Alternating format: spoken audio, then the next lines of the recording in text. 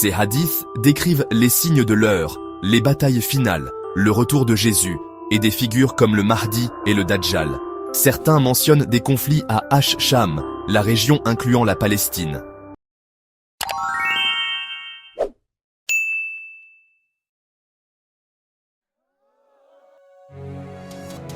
Dans le monde musulman, une question résonne avec une force particulière. Le prophète Muhammad a-t-il prévu le conflit israélo-palestinien?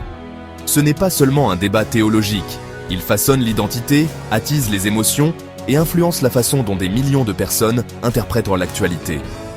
Pour beaucoup, le conflit est perçu à travers le prisme de la prophétie et de la fin des temps, donnant aux événements actuels un sens de signification divine. Dans les moments de crise, les gens se tournent vers les textes sacrés pour en trouver le sens, cherchant l'ordre dans le chaos et l'espoir au milieu de la souffrance. La croyance que ces événements ont été prédits peut offrir du réconfort, mais elle façonne aussi le discours public et la foi personnelle. Dans cette vidéo, nous explorerons les racines historiques du conflit, examinerons les hadiths, souvent cités comme prophéties, et considérerons l'éventail des interprétations parmi les érudits musulmans. Notre objectif n'est pas de donner une réponse simple, mais de comprendre pourquoi cette question est si profondément importante, et pourquoi une approche réfléchie et critique est essentielle. Commençons notre voyage dans l'histoire, la foi et la quête de sens. Pour comprendre les interprétations religieuses, nous devons d'abord nous pencher sur les origines modernes du conflit. La fin du mandat britannique et le plan de partition des Nations Unies de 1947 ont préparé le terrain pour la création d'Israël et la première guerre israélo-arabe. Pour les Israéliens, ce fut l'indépendance. Pour les Palestiniens, la Nakba, une catastrophe marquée par des déplacements massifs et des espoirs brisés. La guerre des 6 jours de 1967 a entraîné une occupation supplémentaire et l'expansion des colonies israéliennes, aggravant la crise. Des décennies de violence, d'efforts de paix infructueux et de problèmes non résolus, Jérusalem, les frontières, les réfugiés, ont maintenu le conflit en vie. Ce n'est pas seulement un différend territorial, mais un choc de récits nationaux et d'identité. Cette histoire est la toile de fond de toutes les interprétations religieuses et prophétiques. Comprendre ces racines est essentiel avant de se tourner vers les questions de prophétie. Ce n'est qu'alors que nous pourrons saisir pourquoi le conflit résonne si puissamment dans le monde musulman. Sous la politique se cache une histoire d'immenses souffrances humaines. Les Palestiniens, en particulier à Gaza et en Cisjordanie, ont enduré des décennies d'occupation, de déplacements et de violence. L'escalade de 2023 a causé des milliers de morts et des millions de déplacés. L'infrastructure de Gaza a été dévastée et une crise humanitaire a été déclarée. En Cisjordanie, la vie quotidienne est marquée par des restrictions, la perte de terres et l'insécurité. Pour les Israéliens, la menace d'attaque et le traumatisme d'événements comme le 7 octobre ont laissé de profondes cicatrices et un sentiment omniprésent de peur. Le cycle de la violence engendre le traumatisme, la colère et le désespoir des deux côtés, mais la souffrance est loin d'être égale. Des générations ont grandi, ne connaissant que le conflit, avec peu d'espoir de paix. Cette tragédie continue alimente la recherche de sens dans la foi et la prophétie. Le coût humain est une tragédie partagée, piégeant les deux peuples dans une lutte apparemment sans fin. C'est cette souffrance qui rend la question de la prophétie si urgente et chargée d'émotions. La tradition islamique s'appuie sur le Coran et les hadiths pour comprendre la prophétie. Alors que le Coran parle des enfants d'Israël, ce sont les hadiths qui contiennent des prophéties spécifiques sur la fin des temps, souvent liées au conflit actuel. Ces hadiths décrivent les signes de l'heure, les batailles finales, le retour de Jésus, et des figures comme le Mahdi et le Dajjal. Certains mentionnent des conflits à Sham, la région incluant la Palestine. Les hadiths les plus cités parlent d'une future confrontation impliquant les musulmans et les juifs, alimentant les spéculations sur leur pertinence pour les événements actuels. Mais ces textes ont été enregistrés il y a des siècles, dans un contexte très différent. Les appliquer directement à la politique moderne est un phénomène récent et controversé. Examinons le hadith le plus célèbre.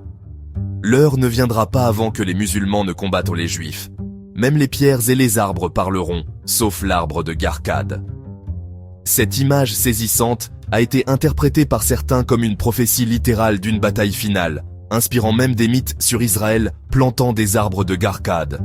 D'autres hadiths parlent d'un groupe inébranlable à Ash-Sham, combattant pour la vérité jusqu'à la fin. Pour beaucoup, ces textes offrent espoir et résilience au milieu des difficultés. Mais se concentrer uniquement sur ces hadiths risque de déformer la tradition islamique plus large, qui met l'accent sur la justice, la paix et la protection des innocents. Le Coran appelle au respect des gens du livre et à des règles de guerre strictes. Le contexte est important. Ces hadiths font partie d'une tradition vaste et complexe, pas un simple script pour les événements modernes. Des lectures sélectives peuvent alimenter le conflit plutôt que la compréhension. Une approche équilibrée exige de considérer l'ensemble des enseignements éthiques de l'islam. Les érudits musulmans proposent un large éventail d'interprétations de ces hadiths. Les littéralistes les considèrent comme des prédictions directes des événements actuels, favorisant un sentiment de destin et parfois de fatalisme. Cette vision peut rendre la paix impossible, en présentant le conflit comme divinement ordonné. D'autres appellent à la prudence, mettant en garde contre le fait de calquer les prophéties anciennes sur les titres de l'actualité moderne. Ils soulignent que seul Dieu connaît le vrai sens et le moment de ces signes. Certains interprètent les hadiths symboliquement, comme des métaphores de la lutte entre la justice et l'oppression, et non un appel à la violence contre tous les juifs. La diversité des points de vue reflète la complexité de la tradition islamique. Réduire le conflit à un seul récit prophétique simplifie à la fois la foi et l'histoire. Une interprétation responsable exige humilité et réflexion éthique. De nombreux penseurs musulmans de premier plan mettent en garde contre l'utilisation de la prophétie comme outil politique. Ils soutiennent que les hadiths sur la fin des temps sont destinés à la réflexion spirituelle et non à servir de plan pour les conflits modernes. La lutte israélo-palestinienne, insistent-ils, est enracinée dans la politique, le colonialisme et les droits de l'homme, et non dans une destinée divine.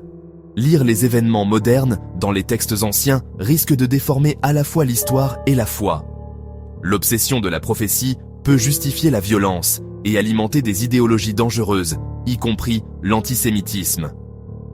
Au lieu de cela, ces érudits appellent à un retour aux valeurs fondamentales de l'islam, la justice, la miséricorde et le caractère sacré de toute vie humaine. Le véritable défi est de rechercher la paix et la justice par des moyens éthiques et non apocalyptiques. Les récits prophétiques ont un impact puissant sur l'opinion publique et la rhétorique politique. Dans les sermons, les médias et les réseaux sociaux, le conflit est souvent présenté comme une lutte cosmique prédite par la prophétie. Ce cadrage mobilise le soutien, mais durcit aussi les positions et fait paraître le compromis comme une trahison.